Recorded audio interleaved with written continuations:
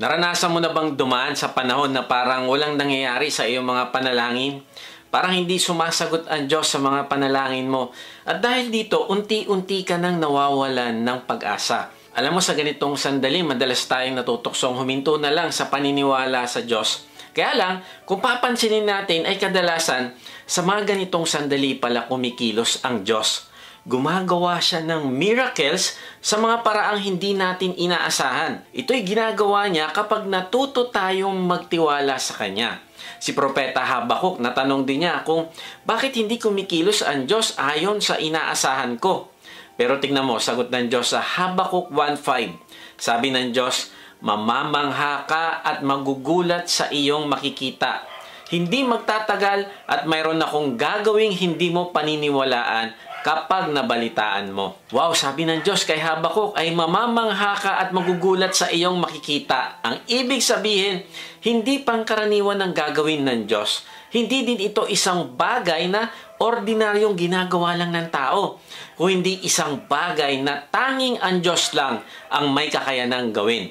At kung tanging ang Diyos lang ang may kakayanang gawin ito, ay tiyak na nakakapagpala ang mga ganitong pagkilos ng Diyos. Makakapagpala siya sa paraang yung mga imposibleng bagay, yung mga bagay na sinukuan na natin, yung mga bagay na naging dahilan kung bakit tayo nang hina, nawalan ng pag-asa, ay may plano pala siya na solusyonan ito. Ang ibig sabihin, ang gagawin ng Diyos ay isang miracle. Ito ay isang kababalagan o imposibleng mangyari, pero mangyayari. In fact, sabi pa ng Diyos, hindi magtatagal at mayroon akong gagawing hindi mo paniniwalaan kapag nabalitaan mo. Wow! Dahil sa sobrang imposibleng mangyari, ang bagay na ito ay hindi mo papaniwalaan na nangyari. Narealize ko, ang paggawa ng miracle ay ang specialty ng Diyos. Kaya nga ito yung pag-uusapan natin ngayon. Ang title ng message natin ngayon ay Expect God to Move. Umasa ka, nakikilos ang Diyos at darating ang miracle. Ito ang pangalawang parte ng series natin na Dare to Believe. Ang Dare to Believe ay patungkol sa mga miracles na ginagawa ng Diyos sa ating buhay. Kaibigan, nais ng Diyos na hindi tayo tumigil sa pag-aantay at paniniwala sa Kanya. Hindi nais ng Diyos na mawala ang pagtitiwala natin at manatili tayo sa takot. Maaaring nasa bingit ka na ng pagdidesisyon na lumayo na lang sa Diyos kasi frustrated ka na sa mga nangyayari sa'yo. O kaya naman maaaring may pinapagawa ang Diyos sa'yo kaya lang inisip mo na imposibleng mangyari ito kasi hindi ko to kaya. Kaibigan, kahit ano pa ang sitwasyon mo, ay magtiwala ka na kikilos ang Diyos. Huwag kang panghinaan ng loob. Huwag kang mawalan ng pag-asa. Tapusin mo ang mensahe na ito dahil ito ang magbibigay sa iyo ng bagong pananaw tungkol sa pagkilos ng Diyos sa mga taong tapat na nagtitiwala, nagmamahal at sumusunod sa Kanya. Magandang araw muli mga ka-WOTG. Salamat sa Diyos sa inyong pagsubaybay sa mga mensahe ng ating Diyos dito sa ating vlog na may bagong upload every Monday 6 p.m. Sa mga hindi pa nakakilala sa akin, ay ako po si Kuya Mike. Ang calling po sa akin ng Diyos ay magbahagi ng kanyang salita sa paraang mas madaling maiintindihan ng mga manonood. Salamat sa mga bagong members ng ating online discipleship group. Kung gusto mo sumali sa discipleship group, mag-type ka lang ng join sa comment section. Sa mga gustong mag-lead naman ng online discipleship group, ay message nyo lang kami. Type nyo ang salitang lead at magre-reply kami para sa link ng registration. Meron nga pala tayong live worship service sa App Live na ginaganap every Sunday 11 a.m. Pwede namin kayong ipanalangin dito pagkatapos ng service. Sa mga gustong sumamba na kasama namin ay mag-type lang kayo ng worship at padadala namin kayo ng link. Kung hindi ka pa nga pala nakakasigurado sa iyong kaligtasan, hindi ka sigurado kung matapos kang mawala sa mundong ito ay makakasama mo ang Diyos sa langit, mag-type ka ng save sa comment section at babaginan ka namin ng mabuting balita. Tapos inaanyahan ko kayo na umattend din sa ating Wednesday equipping. Marami tayong matututunan dito na maia-apply natin sa ating pamilya, trabaho at ministry. Ang link ay makikita nyo sa description. So, paano ba natin mapapanatili yung pagtitiwala sa pagkilos ng Diyos o paggawa niya ng miracle? Meron tayong 3 point. Ito ay top. Bakit top? Kasi mula sa ibaba, gusto kang itaas ng Diyos. Mula sa panghihina, gusto kang palakasin. Mula sa pagkatakot ay gusto kanyang bigyan ng tapang. Pero hindi mangyayari ito kung hindi mo nasasaksihan ang pagkilos niya at paggawa niya ng miracle sa buhay mo. So, paano ba tayo matututong magtiwala sa gagawin ng Diyos na pagkilos? Una, tune your ears to God. Pangalawa, obey by taking the first step. At pangatlo, place your trust in God. So, una, tune your ears to God. Panatilihin nating nakaabang yung ating tainga sa sasabihin ng Diyos sa atin. Ipinoposisyon natin ang ating sarili sa paraang nakabukas ang ating mata, tenga, at puso sa paraan ng Diyos. Anong ibig ko sabihin? Halimbawa, ang isang paborito kong gawing example ay si Abraham. Alam niyo naman yan. Basahin natin ng Genesis 22:1-2. Pagkalipas ng ilang panahon, sinubok ng Diyos si Abraham. Tinawag siya ng Diyos, Abraham, narito po ako. Tugon naman niya. Sinabi sa kanya, isama mo ang kaisa-isa at pinakamamahal mong anak na si Isaac at magpunta kayo sa lupain ng Moriah. Umakyat kayo sa bundok na ituturo ko sa iyo at ihandog mo siya sa akin. Now, tignan mo ang posture ni Abraham. Siya ay handang laging makinig sa Diyos. Ano, sabi niya, nung tinawag siya ng Diyos, narito po ako. Parang sinasabi niya na, handa po ako sumunod. Hindi kailangan ulit-ulitin ng Diyos ang tawag. Hindi kailangan tapikin pa siya ng Diyos. Hindi kailangan ipadaan ng Diyos kay Sarah ang gusto niya sabihin kay Abraham. Kung hindi, ready na siya sa lahat ng araw. Umulan, umaraw, may bagyo sa buhay o wala, ang nasa isip niya ay mag-aabang siya sa pagtawag ng Diyos dahil gusto niya itong masunod sa buhay niya. Parang sinasabi niya na, narito po ako, kahit wala pa po kayong inuutos, yes na po ang sagot ko, gagawin ko yan. Kaibigan, kailan ka tinawag ng Diyos at sinabi mo, okay po, susunod po ako mula ngayon? Kailan may sinabi sa iyo ang Diyos sa iyong quiet time, worship, o D-group, tapos sabi mo, okay po, susunod ako? Kailan ka naging intentional araw-araw na buklatin ang iyong Biblia at tanungin ng Diyos sa direksyon niya sa iyo?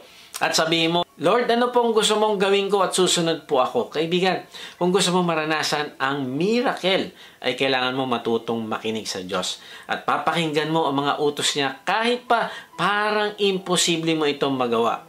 Sabi kay Abraham ng Diyos ay, ihandog mong kaisa-isa at pinakamamahal mong anak. Now, si Abraham ay maraming pwedeng dahilan para hindi makinig sa Diyos. Halimbawa, pwedeng sa halip na boses ng Diyos ang pakinggan niya. Alam mo, pwede niyang pakinggan boses ng kanyang pride. Abraham, mayaman ka. 1,000 tupa lang katapat niyan. Yun ang isakripisyo mo, okay na yan. O kaya maaaring pakinggan niya ang boses ng sariling karunungan. Anong sacrifice yan? Hindi maraming paraan. Mas madiskarte ka kaysa sa Diyos. Umisip ka lang ng ibang way. O kaya maaaring sabihin ng boses ng inggit. Ano ba yan? Bakit ang ibang tao hindi hinihingan ng Diyos ng ganyang pagsubok? Hindi siya fair. Alam mo, marami pang klaseng boses ang kakausap sa'yo. At mas makikinig ka dito kung hindi mo inaalay ng iyong tenga, mata at puso sa Diyos. Si Abraham ay hindi pinakinggan ng iba't ibang boses. Alam ni Abraham ang miracle at pagkilos ng Diyos ay mararanasan niya lang kung ang papakinggan niya ay ang Diyos lamang. Kuya Mike, hindi naman ako kinakausap ng Diyos. Mali kaibigan, kinakausap niya tayo at gustong-gusto ng Diyos na magpahayag sa atin. Kaya lang, maring hindi ka attentive sa Kanya. Maring busy ka sa maraming bagay. Maring tira-tirang time lang binibigay mo sa Kanya. Maring wala sa loob mo ang pakikinig ng mensahe niya sa iyo. Tuwing ikaw ay sumasamba, wala talaga sa loob mo ang pagbabasa ng Biblia. Nakakalungkot kasi pinapalitan natin ng panonood sa YouTube ng mensahe ng mga pastor ang personal nating pagbabasa ng Biblia. Kaibigan, walang masama sa panonood ng mensahe sa YouTube, sa Facebook, pero kaibigan, nais ng Diyos na matutunan mong pakainin ng iyong sarili sa pamamagitan ng pagbabasa ng Bible. Walang masama na makinig at manood ka ng message ng mga pastor, pero hindi pwedeng manatili ka na lang palagi na pinapakain, kundi gusto ng Diyos na ikaw ay lumago, lumakas, at magpakain din ng iba. Sabi sa Hebreo 5:11-12, marami pa sana kaming sasabihin tungkol sa mga bagay na ito, pero mahirap ipaliwanag dahil mahina ang pangunawa ninyo. Dapat mga tagapagturo na sana kayo dahil matagal na kayo sa pananampalataya. Ngunit hanggang ngayon ay kailangan pa kayong turuan ng mga panimulang aralin tungkol sa salita ng Diyos. Katulad pa rin kayo ng mga sanggol na nangangailangan ng gatas dahil hindi nyo pa kaya ang matigas na pagkain. Kaibigan, nais ng Diyos na maging tagapagturo ka na din. Pero hindi ito mangyayari kung hindi ka matututong basahin ang salita ng Diyos at bigyan ito ng time. Matutunan ito na pag-aralan. Matutunan ito na unawain. Kaibigan, ito yung katotohanan. Palaging nangungusap ang Diyos sa atin sa iba't ibang paraan. Kaya lang ang susi para mapakinggan natin siya at maintindihan ay talagang kailangang gustuhin natin ito. Pag nanasaan natin ang kanyang salita, bibigyan natin ng priority ang kanyang salita. Alam mo, yung mga anak ni Eli ay tumangging makinig sa Diyos. Alam nila ang panuntunan ng Diyos dahil ang kanilang tatay ay isang high priest at sila na mga anak ay naglilingkod din sa tabernacle. Pero hindi nila pinakinggan ang Diyos. Kinukuha nila ang mga parte ng hayop na sinasacrifice kahit ang parte na ito hindi naman para sa kanila. Sila rin ay sumisiping sa mga babae na naglilingkod sa templo. Tapos, hindi din sila nakinig sa Diyos nung sila ay sinaway nito sa pamamagitan ng kanilang tatay na si Eli. Kaya tingnan mo, sabi ng Diyos kay Eli, 1 Samuel 2:34, bilang katunayan nito, sabay na mamamatay ang mga anak mong sina Hofni at Phinehas. Ito nakakalungkot na senaryo para sa isang tao na lumaki sa isang religion pero hindi nagkaroon ng relationship sa Diyos. Ginagawa ang ritual sa simbahan pero hindi kilala ang Diyos sa personal na level. Sabi sa 1 Samuel 2:12, ngayon ang mga anak ni Eli ay mga hamak na lalaki, hindi nila nakikilala ang Panginoon. Na-realize ko, pwede kang maglingkod sa simbahan. Pwede mo sabihin, Kristiyano ako kasi nag-church ako. Pero hindi mo pinapakinggan ang Diyos. Hindi mo siya naririnig. Hindi mo alam ang boses niya. Hindi ka nananabig sa presensya niya. Bakit? Kasi maaaring hindi mo siya kilala ng personal. Maaaring kilala mo siya mula sa bibig ng ibang tao. Pero hindi mo siya kilala mula sa salita niya mismo. Kaya kaibigan, huwag nating ipagpalit ang dami ng activities natin sa church sa araw-araw na paggugugol ng panahon sa Diyos. Gusto niya makilala mo siya. Gusto niya makipag-usap sa iyo dahil mahal ka niya. Kaya lang ay hindi mo siya maririnig kung hindi mo siya pinagnanasaan. Masakit ang naging consequence ng hindi pakikinig ng mga anak ni Eli sa Diyos. Napakaganda ng plano ng Diyos sa kanilang pamilya. Sila ay angkan ng mga pari, mga taong may privilege na maglingkod sa Diyos. Kaya lang ay hindi sila marunong makinig. Marahil marunong silang magbasa ng kasulatan bilang tungkulin lang nila, pero hindi sila marunong makinig. Binabasa nila ito parang robot at hindi ito pinipersonal. Alam mo kaibigan, lahat tayo ay nagkakasala at hindi tayo mas angat kila Hofni at Phinehas. Pero ang dapat natin maging kaibahan sa kanila, makikinig tayo sa Diyos. Kaibigan, ano ang bagay na alam mong pinapatigil ng Diyos sa iyo? Kaibigan, mahal ka ng Diyos at gusto ka niya mapabuti. Kaya tigilan mo na kung ano man ang ginagawa mo na hindi niya kalooban. Sabi ni Paul Tillich, the first duty of love is to listen. Kaibigan, mahal mo ba ang Diyos to the point na ikaw ay makikinig sa Kanya? Alam mo, may pagkakataon din na tayong lahat, kasama na ako, ay nahihirapan talaga makinig sa Diyos. Halimbawa, para itong nanonood ka ng TV o kaya nakatutok ka sa cellphone tapos ang asawa natin may sinasabi na importante. Kaya lang, ang sagot natin ay, okay, sige. Tapos nakatutok ka pa din sa ginagawa mo. Inulit nila ulit ang kanilang sinasabi pero parehas pa din ang sagot mo. Hanggang sa nagalit na ang asawa mo at sabi sa'yo, hindi ka nakikinig sa akin. Kaya nga, suriin natin yung ating sarili.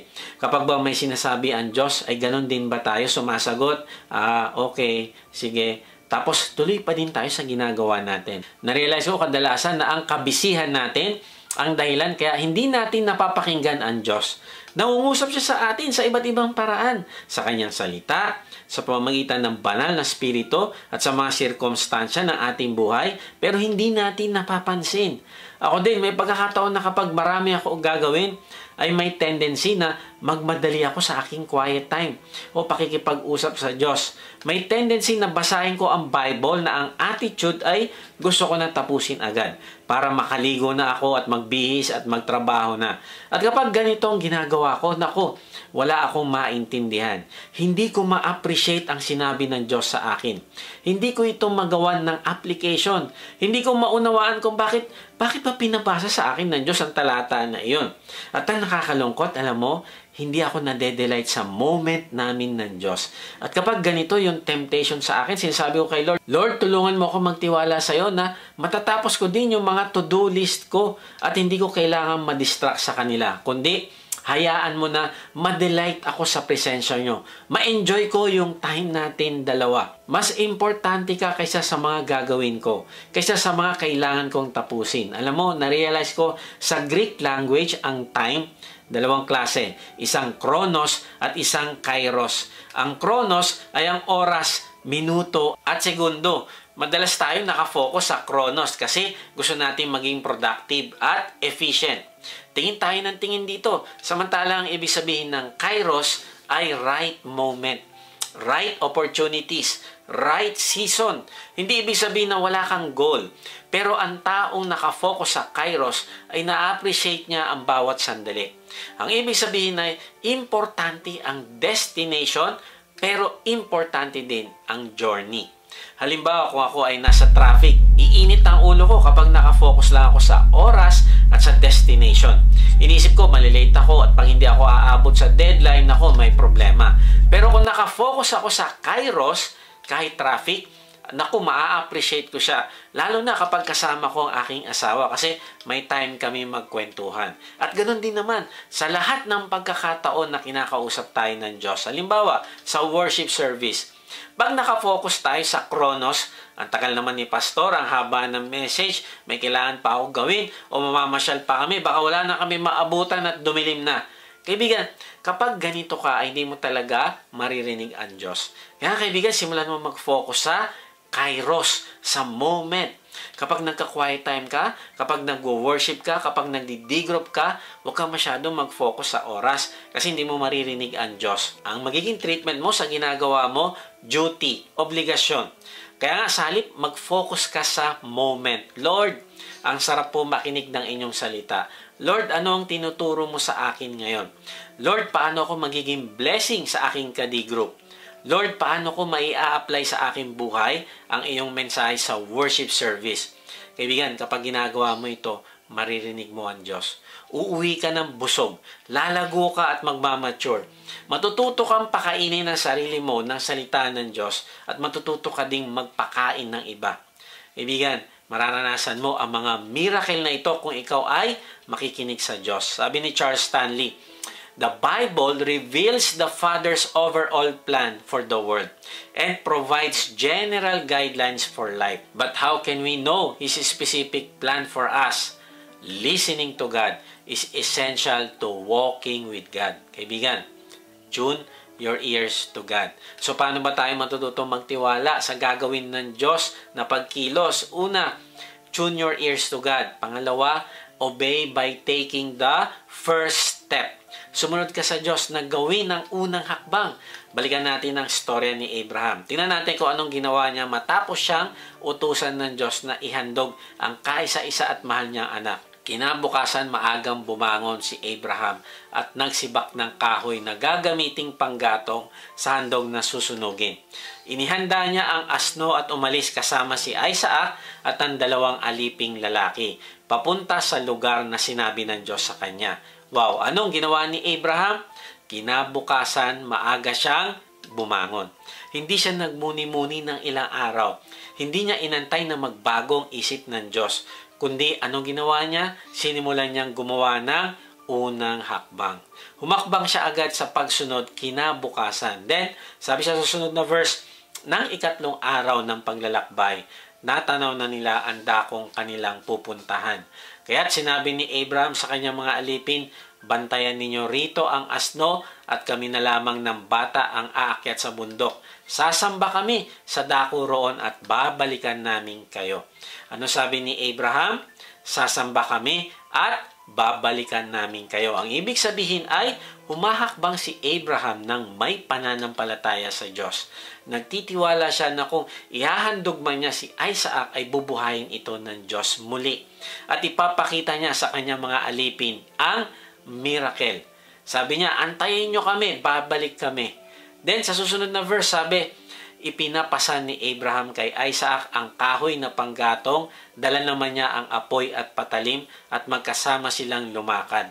Ano daw ang dala ni Abraham? Apoy at patalim. Ang ibig sabihin ay intentional siya na sundin ang Diyos. Hindi niya kinalimutan ito at nag-excuse, Lord, sorry, nakalimutan ko ang patalim. Next time na lang. Hindi. Humakbang siya na may pagsunod at may pagtitiwala. Kaibigan, hindi ko alam ang pinapagawa ng Diyos sa iyo. Pero, obey by taking the first step.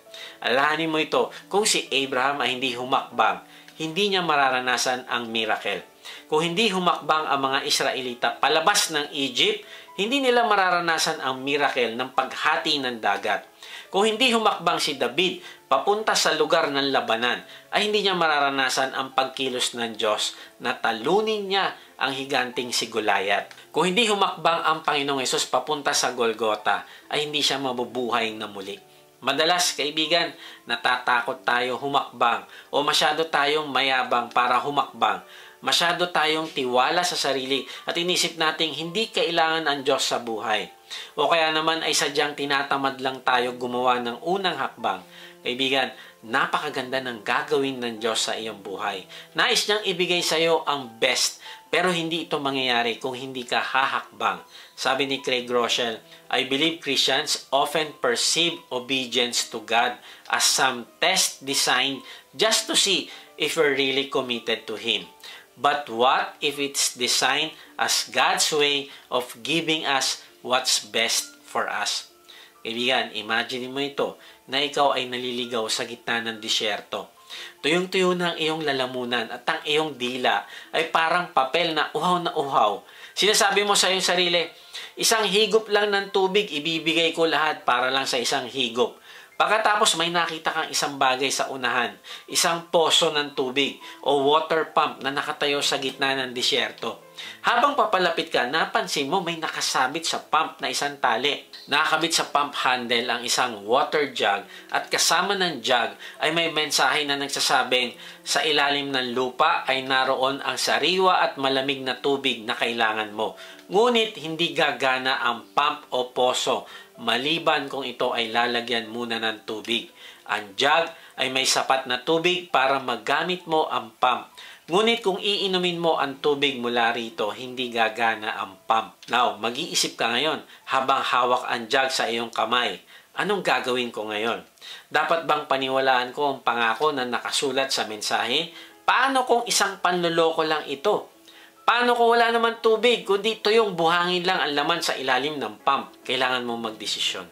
Iinumin mo ba ang tubig mula sa jug o ibubuhos mo ito sa pump?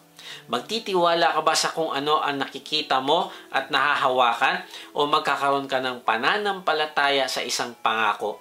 Pangako na may tubig sa poso.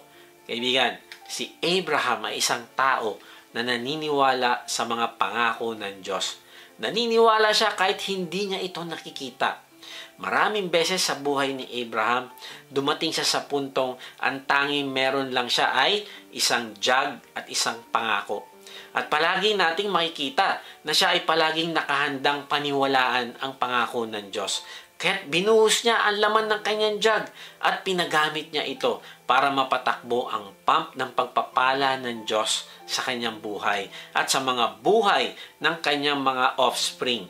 Si Abraham ay isang karaniwang tao lang, Pero meron naman siyang extraordinary na pagnanasa na magtiwala lagi sa mga pangako ng Diyos. Kaya nga, humakbang ka ng pagsunod kahit hindi mo feel. Sumunod ka kahit walang guarantee na magiging successful ka, kundi sumunod ka kasi nananampalataya ka na ito ang gusto ng Diyos na gawin mo dahil ito ang tama. Nung sinabi ng Panginoong Hesus sa 10 ketongin na pumunta at magpakita sa mga pari, gumaling na ba sila nang pinapunta sila ng Diyos? Hindi, kaibigan. Meron pa rin silang mga sugat sa katawan. Pero anong ginawa nila? Humakbang sila na may pagsunod at pagtitiwala. Pumunta pa rin sila sa pari at habang naglalakbay sila ay gumaling. Nung ang Panginoong Hesus ay nanalangin sa hardin ng Getsemani na baka may iba pang paraan para iligtas tayo sa ating mga kasalanan, ay hinayaan niya ba na magkaroon ng delay para gawin ang kalooban ng Diyos? Nag-antay ba siya ng mahabang panahon kasi hindi pa siya komportable sa plano? Hindi, kaibigan. Ang Panginoong Hesus ay gumawa ng unang hakbang kahit alam niya masakit ang kanyang pagdadaanan. Ganon din nung dumating ang mga pari sa ilog ng Jordan. Naghintay ba sila na humupa ang tubig? Nag-antay ba sila sa milagro ng Diyos bago kumilos? Lord, maghimula ka muna bago kami tumawid. Hindi. Ano ginawa nila? Humakbang sila sa tubig. Ano nangyari? Paglusong ng mga pari sa ilog, huminto agad sa pagdaloy ang tubig. Naipon ng tubig sa malayo sa lugar na tinatawag na Adam, isang bayan malapit sa Zaretan. Walang tubig na dumaloy papunta sa dagat na patay, kaya nakatawid ang mga tao sa lugar na malapit sa Jericho. Kaibigan, kailan ginawa ng Diyos ang miracle ng pagpapatuyo ng ilog Jordan? Nung sila ay lumusong. At lahat ng mga Israelita ay nakatawid ng ligtas sa tuyong lupa at kalaunan ay nakuha nila ang lupaing pinangako sa kanila. Pero, tingnan mo ito, wala sanang nangyaring miracle kung hindi ginawa ng mga pari ang first step. Kaya nga, unawain mo ito, kaibigan, na hinahangad ng Diyos na tayo ay maging mga taong handang gumawa ng unang hakbang. Kung gusto mo magbawas ng timbang, hindi ka lang magkukwento tungkol sa pagdadayet, tapos maghihintay ka na lang na pumayat. No, kailangan mong gumawa ng first step upang may sakatuparan ito. Sa parehong paraan, kailangan natin maging handang gawin ang unang hakbang at pagkatapos antayin natin ang Diyos na kumilos sa ating kalagitnaan. Kaya nga, kung tinatawag ka ng Diyos na magpatawad sa isang tao, gawin mo ang unang hakbang.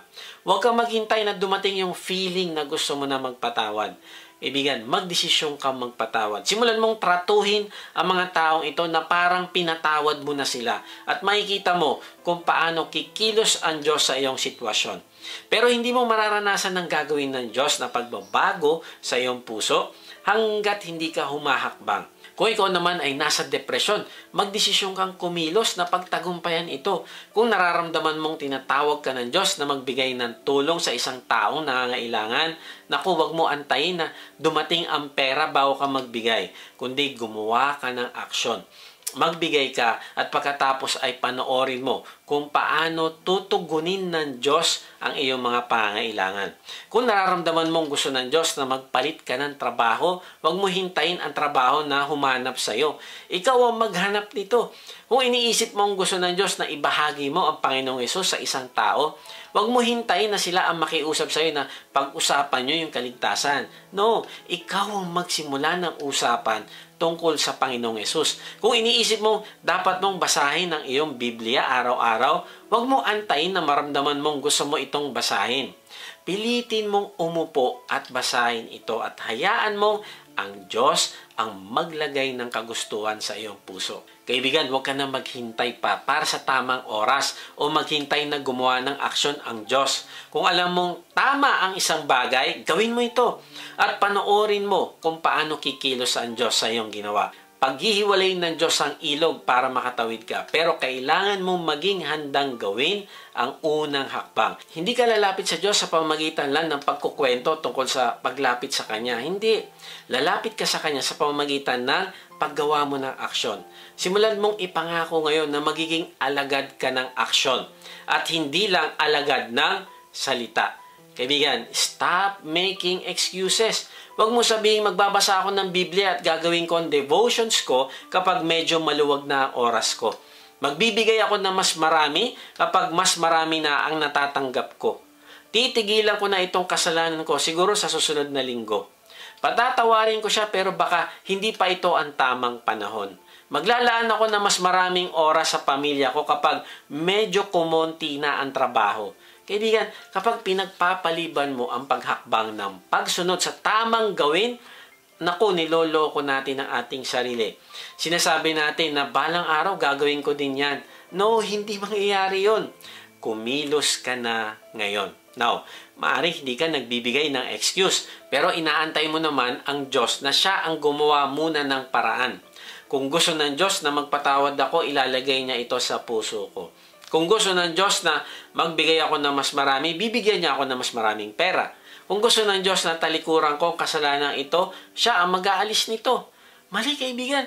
Kung gusto mo magkaroon ng pagbabago sa buhay mo, kung gusto mo makita ang miracle ng Diyos, ay ikaw ang unang hahakbang.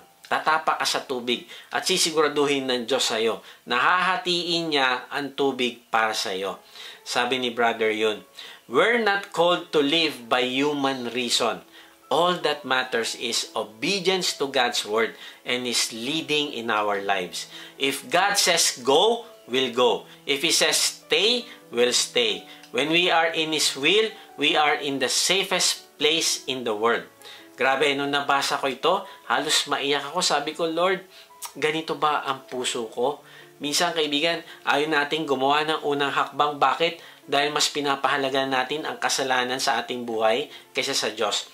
Tulad ng sinasabi sa Awit 66:18, kung hindi ko ipinahayag sa Panginoon ang aking mga kasalanan, hindi niya sana ako pakikinggan. Kaibigan, nararamdaman mo ba minsan na tinatawag ka ng Diyos na makipag-usap sa Kanya?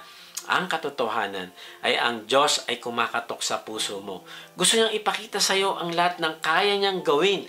Pero kung mas pinapahalagahan mo ang kasalanan, ay hindi mo makikita ang pagkilos niya. Kaibigan, sumunod ka sa Diyos at mararanasan mo na maging pagpapala sa iba. May nagsabi, the journey of 1,000 miles begin with one step. Mahirap para kay Abraham na gawin yung unang hakbang, pero ginawa niya pa rin ito. Sinimulan siyang pagpalain ng Diyos at ginawa siyang pagpapala din sa iba. Kaibigan, anong mga hakbang ng pananampalataya na ang nagawa mo sa iyong paglalakbay? Anong mga hakbang ng pananampalataya ang kailangan nating gawin ngayon upang tayo ay mapagpala at maging pagpapala sa iba? Maging tulad tayo ni Abraham at sagutin ang tawag ng Diyos. Sumunod sa kanyang utos na pumunta at bitawan ang mga bagay na humahadlang at maging pagpapala sa iba. Sabi ni James George, when you yield yourself in complete and wholehearted obedience to God, He can do great things through you.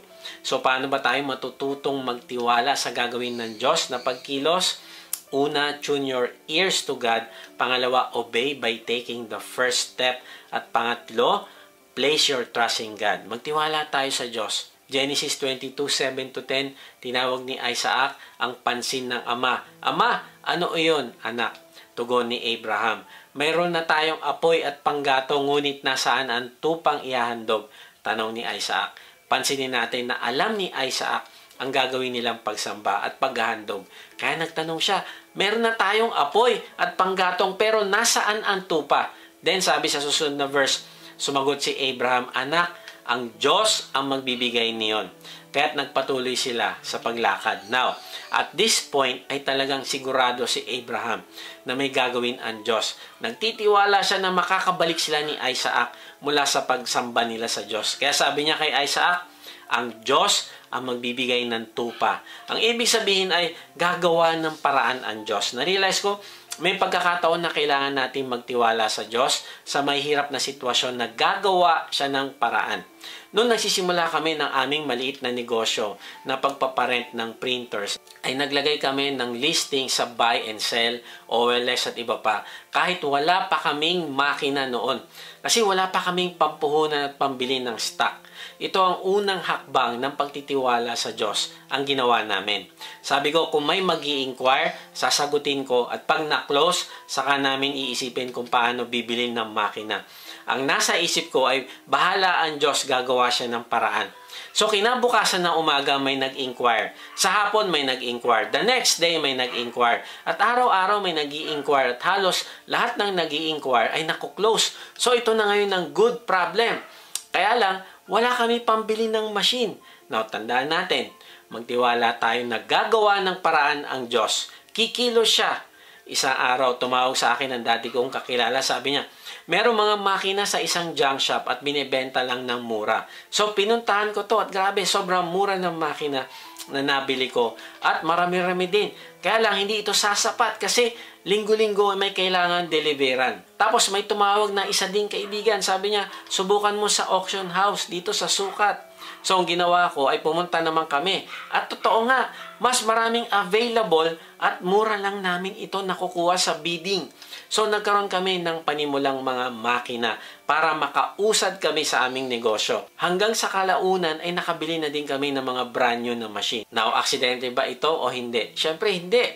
Ang Diyos ang gumawa ng paraan. Ang kailangan ko lang gawin ay magtiwala. Kahit hindi ko pa alam kung paano ito susolusyonan ng Diyos. Kahit hindi ko pa nakikita kung ano ang mangyayari. Kaibigan, maring napaparalyze ka sa pag-iisip. Kaya hindi ka makapagsimula ng isang project o isang plano sa pamilya o plano sa ministry kasi naiisip mo lagi ang mga bagay na imposible mangyari. Naiisip mo palagi na hindi mo kaya at marami pang iba't ibang balakid. Kaibigan, magtiwala ka sa Diyos. Alam mo, may papakita mo sa Diyos ang pagtitiwala mo if you take the first step at maniwala ka na siya ang gagawa o kikilos sa mga susunod pang steps. Ganon ang pagtitiwala ni Abraham sa Diyos. Tingnan mo, ang susunod na talata, pagsapit nila sa lugar na itinuro ng Diyos, gumawa ng altar si Abraham, inayos niya sa ibabaw nito ang panggatong at inihiga si Isaac matapos gapusin. Ayon sa talata ay talagang buo ang pagtitiwala ni Abraham sa Diyos dahil tuloy-tuloy siya sa kanyang pagsunod. Inayos niya yung panggatong, hiniga si Isaac at ginapos at tuloy-tuloy na sasaksakin. Hindi siya nagpatumpik-tumpik, Lord, bakit wala pang tupa? Lord, kawawa naman si Isaac. Lord, padala ka ng lindol o ulan para hindi na ito matuloy. No, hindi ganun ang ginawa niya. Talagang sasaksakin niya si Isaac. Hindi dahil malupit siyang ama, kundi alam niya na mabuti ang Diyos at ibabalik niya si Isaac. Alam niya na gagawa ng miracle ang Diyos. Na-realize ko ang mundo puno ng mga pangako. Sa ilang oras lang na panonood ng TV, tiyak makakita ka ng ilang mga advertisement ng mga miracle appliances, miracle supplements at iba pa. Mga tableta na nagsasabing pwede kang pumayat ng 10 kilo sa loob ng isang linggo lang nang hindi nag-exercise o nagda-diet. Tapos, mayroon ding mga makina na gumagamit ng vibrations na nangangakong liliit ang tiyan at magkakaroon ka ng abs na hindi man lang nagsi-sit up o nagka-crunch o kaya nagbabawas ng kain. Ang sabi nila, mga miracle equipments. Now, ang Biblia ay ganun din. Ito ay puno ng mga pangako o promises, mga pangako ng buhay na walang hanggan. Mga pangako na mga kamangha-manghang pagpapala sa atin. Pero alam mo, ang kaibahan ng Biblia sa mga pangako ng mundo at ng tao ay ang credibility ng gumagawa ng pangako. Ang pangako ng Diyos ay mangyayari at mangyayari. Bakit? Dahil siya ay banal na Diyos at hindi nagsisinungaling. Samantalang ang pangako ng mga tao o ilang advertisement sa social media o TV ay maaaring mapako o hindi mangyari. Ang kaibahan ng Diyos sa tao ay ang Diyos ay perfectly faithful. Hindi siya pwedeng hindi maging tapat dahil siya ay Diyos. Kapag sinabi niya magpo-provide siya sa pangangailangan mo, gagawin niya ito. Hindi siya pwedeng kumontra sa kung sino siya. Kaya kahit hindi alam ni Abraham kung anong klaseng miracle ba talaga ang gagawin ng Diyos, ay buong focus lang siyang sumunod. Hindi niya alam kung pag pinatay niya ba si Isaac ay bubuhayin ba siya muli? O magpapadala ba ng tupa ang Diyos para hindi na lang matuloy ang paghahandog kay Isaac? Kaibigan, hindi niya alam kung paano o kailan. pero tiyak niya na may gagawin ang Diyos. At narealize ko na sumusunod sa Diyos si Abraham dahil kilala niya ang Diyos bilang mabuti at tapat. Kaya importante makilala natin ng Diyos, na maging close tayo sa Kanya. Nakakalungkot kasi maraming Kristiyano ang nagkakamali na kapag hindi ginawa ng Diyos ang isang bagay ayon sa inaasahan natin, tayo ay kinakabahan na o minsan nga naiinis na tayo. Kaibigan, kailangan natin magtiwala na tapat ang Diyos kung gusto mong maranasan ang Kanyang pagkilos at miracle. Tingnan mo ginawa ng Diyos. Nung sasaksakin na sana ni Abraham si Isaac, tinawag siya ng anghel ng Panginoon mula sa langit. Abraham, Abraham. Sumagot si Abraham, narito po ako. Now, may mga taong hindi mananampalataya ng Diyos na nagsasabi na malupit at sadista ang Diyos natin. Kasi gusto ng Diyos na patayin ni Abraham si Isaac. Kaibigan, mali. Kasi wala naman talagang intention ang Diyos na patayin si Isaac. Hindi siya kagaya ng mga Diyos-Diyosan ng mga taga-Canaan na nagre-require sa kanilang mga tagasunod na mag-sacrifice ng kanilang anak. Kaibigan, ang Diyos natin ay mabuti at tapat. In fact, baliktad nga dahil ang Diyos ang nag-sacrifice ng kanyang anak para lamang iligtas tayo. Ang puso ng Diyos ay magbigay at hindi mag-demand sa atin. Ang pagmamahal ng Diyos ay nakafocus sa ating welfare o kabutihan. So ano pala yung purpose? Ang purpose ay nais ng Diyos na subukin si Abraham para mapatunayan ni Abraham kung totoo ba ang kanyang pananampalataya. Pangalawa, nais ng Diyos na masaksihan natin ang klase ng pananampalataya ni Abraham. Gusto ng Diyos na maging modelo natin si Abraham pagdating sa pagtitiwala sa Diyos. Bakit? Kasi gusto niya mag-perform ng miracle. Gusto niyang kumilos sa buhay natin para sa ating ikabubuti. Pero hindi natin ito mararanasan hanggat hindi natin itinutulad ang pagtitiwala natin sa Diyos gaya ng pagtitiwala ni Abraham. Tingnan mo, ang katunayan na ito ay isang pagsubok kay Abraham. Sinabi na anghel, huwag mong patayin ang anak mo. Ngayon, napatunayan ko na may takot ka sa Diyos dahil hindi mo ipinagkait ang kaisa-isa mong anak. Wow! Ano sabi? Napatunayan ko na. Hindi ibig sabihin na hindi alam ng Diyos ang klase ng faith ni Abraham, kundi gusto niyang makita ito na sinasabuhay ni Abraham. Ano daw ang gustong mapatunayan ng Diyos? Una, na si Abraham ay may takot sa Diyos. Kaibigan, ang takot na sinasabi dito ay ang pinakamataas na paggalang sa makapangyarihan at banal na Diyos. Ito ay kinakakitaan ng matinding pagsunod at pagpapahalaga sa Diyos. Ang ibig sabihin ng Diyos na napatunayan niya na may takot si Abraham ay nasatisfied siya sa ginawa ni Abraham. Bakit? Kasi para kay Abraham ay mas mahalaga ang Diyos kaysa sa kahit anong relasyon niya. Wow! So ang hanap ng Diyos ay hindi yung panlabas na handog, kundi ang hinahanap ng Diyos ay yung sacrifice ng puso. Kasi kung si Isaac ang mas mahalaga sa puso ni Abraham, hindi niya ibibigay si Isaac. Pero dito sa point na ito, ang nasa puso ni Abraham ay ang Diyos talaga. Misa, inisip natin, nakapagbigay na ako sa church, okay na yon. Nagsasacrifice ako pag Sunday, uma-attend ako. Kaya lang pag Monday hanggang Saturday, sino ang nag-o-occupy ng puso mo, kaibigan? Sa iyong tahanan, ay nakikita ba na ang nag-o-occupy ng puso mo ay ang Diyos? Sa trabaho, ay nakikita ba na ang nag-o-occupy ng puso mo ay ang Diyos? Sa iyong kalendaryo at mga to-do list, nakikita ba ang puso mo gaya ng puso ng Panginoong Hesus na hinahanap mo ang naliligaw at ginagawa silang alagad? Ginagamit mo ba ang oras mo para dito? Kaya kaibigan, tanong mo ang sarili, mayroon bang relasyon na mas mahalaga sa iyo kaysa sa pagpapakita sa Diyos na mas mahalaga siya at may takot ka sa Kanya? Meron bang bagay na nagiging dahilan para hindi mo maibigay ang iyong buhay sa pagsunod sa Diyos? Si Abraham ay binigay niya ang lahat-lahat sa Diyos, pati yung kanyang anak. Kaya tignan mo kung paano kumilos ang Diyos sa buhay niya. Sa susunod na talata, paglingon ni Abraham, may nakita siyang isang lalaking tupa na ang sungay ay nasabit sa mga sanga ng kahoy at hindi na ito makaalis. Kaya kinuha ito ni Abraham at inihandog bilang handog na sinusunog, kapalit ng kanyang anak. Wow, praise God. Ang tanong, aksidente ba na nasabit ang sungay ng isang tupa sa sanga ng kahoy? Hindi. So, sino nagpadala ng tupa? ang Diyos. Nais ni Abraham na sambahin ang Diyos at maghandog sa kanya. Kaya lang kung hindi si Isaac, ay anong kanyang ihahandog? Kaibigan, ang Diyos ang nagbigay ng tupa. Kaya tingnan mo kung ano sabi ni Abraham sa susunod na talata. Tinawag ni Abraham ang lugar na iyon na naglalaan ang Panginoon. Ito ang pinagmulan ng kasabihang sa bundok ng Panginoon. Wow, ang pinangalan ni Abraham sa lugar na iyon ay God will provide. Kaibigan, ito ang kailangan mong matandaan kung gusto mo ng miracle ng Diyos sa iyong buhay. Ang lahat ng bagay ay pag-aari ng Diyos. Walang bagay na meron ka na hindi pag-aari ng Diyos. Mga iyong bahay, motor, cellphone, asawa, anak, buhay mo at pati mga kakayahan mo ay pag-aari ng Diyos.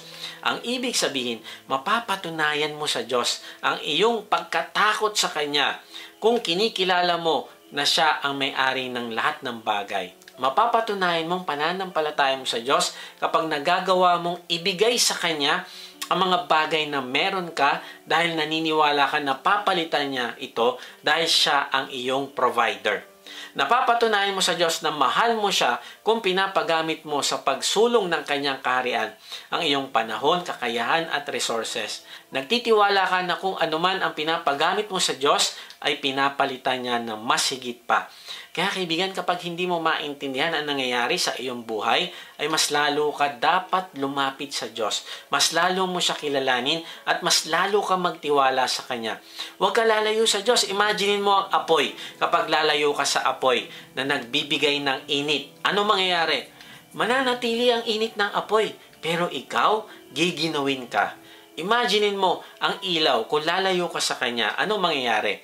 Mananatili ang liwanag sa Kanya, pero ikaw, mangangapa ka na sa dilim.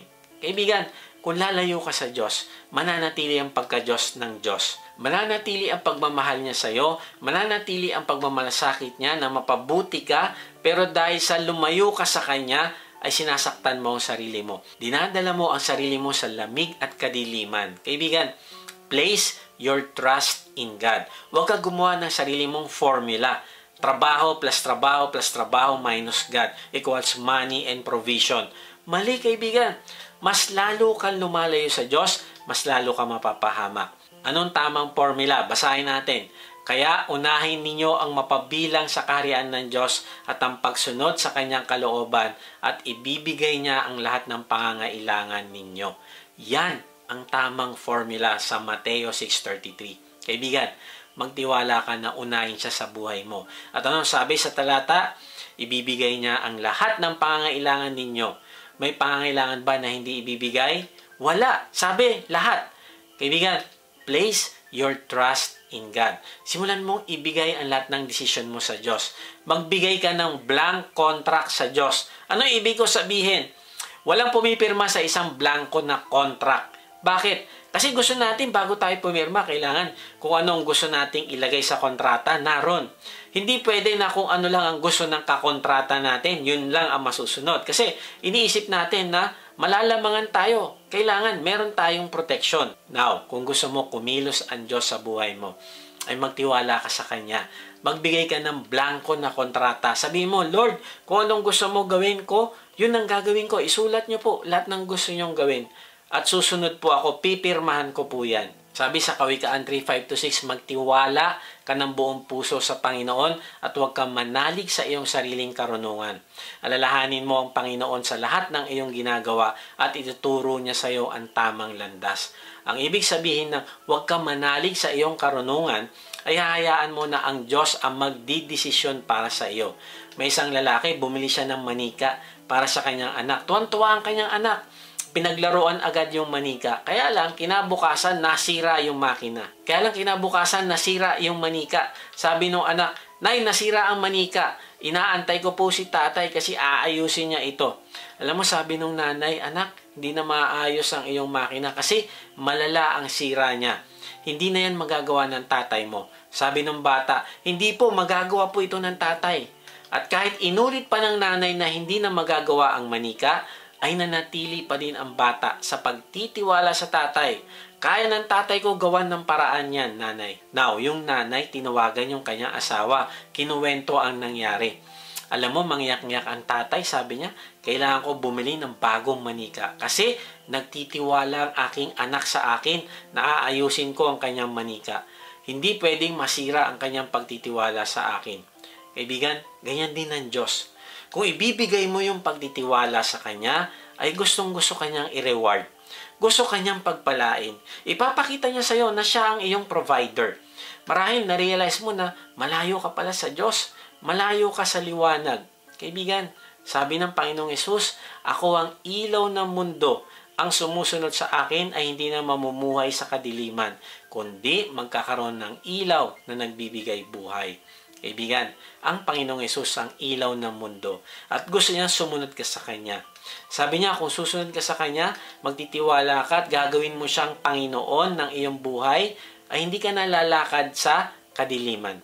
Malalaman mo na ang tama at mali at magkakaroon ka ng kakayahang humindi sa kasalanan. Manampalataya ka na siya ang nagbayad ng iyong kasalanan. Ipahayag mo ang iyong pananampalataya sa pamamagitan ng panalangin. Sabihin mo sa Kanya, Panginoong Hesus, inaamin ko po na ako'y makasalanan. Patawarin mo po ako. Nananampalataya po ako na ikaw ang nagbayad ng aking kasalanan sa krus. Ngayon nga ay binubuksan ko na ang aking puso. Pumasok at manahan sa akin. Tinatanggap kita bilang aking Panginoon at tagapagligtas. Simula ngayon ay tatalikdan ko ng aking kasalanan. Salamat at inilipat mo na ako mula sa kadiliman papuntang liwanag sa iyong kaharian. Amen. Kung sumabay ka sa panalangin natin bilang pananampalataya at pagtanggap mo sa Panginoong Hesus, ay mag-iwan ka sa comment section ng salitang accept para makilala ka namin at masama sa aming panalangin para sa iyong paglagong spiritual. Kung na-bless ka naman sa message na ito, ay inaanyaan kitang mag-subscribe sa aking YouTube channel. Kung meron nga pala kayong talent sa pag-awit o kaya naman gusto nyong kantahan ng ating Panginoong Hesus, ay sumali kayo sa ating Harana kay Hesus tuwing linggo alas 7 ng gabi.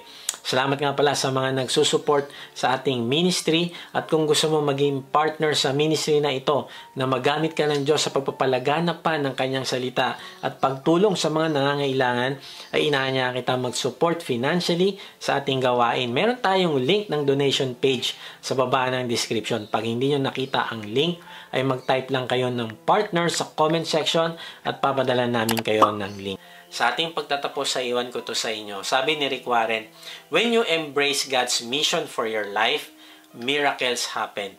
Kaibigan, hindi ko alam kung anong miracle ang namimiss mo kasi hindi mo pa naibibigay ang iyong buong sarili sa Diyos para sa Kanyang misyon sa mga naliligaw. Kaya nga, simulan mo ang paghandog ng iyong sarili sa Kanya. Paano? Una, tune your ears to God. Makipag-usap ka sa Kanya at basahin mo ang Kanyang salita araw-araw. Pakinggan mo mabuti kung anong instruction niya sa iyo. Pangalawa, hindi ka lang makikinig, kundi gagawin mo ang unang hakbang. Hindi mo mararanasan ang miracle ng Diyos kung hindi ka hahakbang. Kapag nakita ng Diyos na humakbang ka, ay susundan niya ang iyong yapak ng himala. At pangatlo, place your trust in God. Asahan mo na tapat ang Diyos na gagawin niya ang kung anumang pinangako niya sa iyo. Kaya ikaw naman ay hindi ka matatakot, dapat na ipaggamit ang iyong sarili sa Kanya. Kapag ginagawa mo ang tatlong ito, ay mararanasan mo ang miracles. Kaibigan, dare to believe. God bless.